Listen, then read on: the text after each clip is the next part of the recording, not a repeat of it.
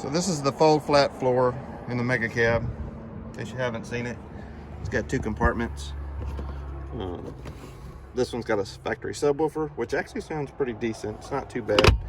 The other one's got a little more storage. Just wanted to do it before. I'm dropping it off this morning. Gonna put a sound system in it with two 12s. It actually takes place of these two compartments. Get that video when I get back.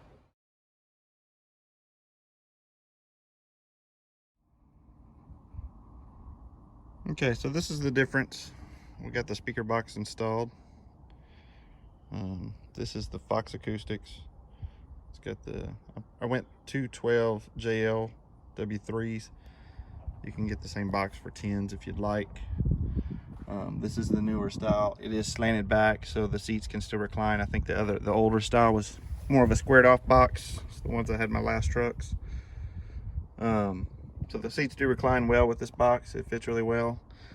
One thing I did notice today is I've got to get those bolts out. Those are for those little covers, the flip covers. They're gonna chew a hole in that box pretty quick if I don't. So work on getting those out. I have the JL1000 amp. There's actually enough room to mount it up under the box, which is really nice. Hid that away.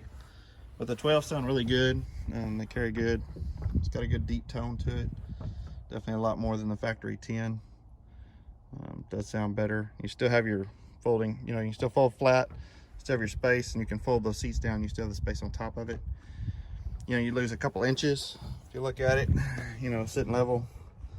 So you're probably losing about 8 inches behind the seats for height, but worth the trade-off to me. But that's it. That's what it looks like installed. Just want to get that uploaded.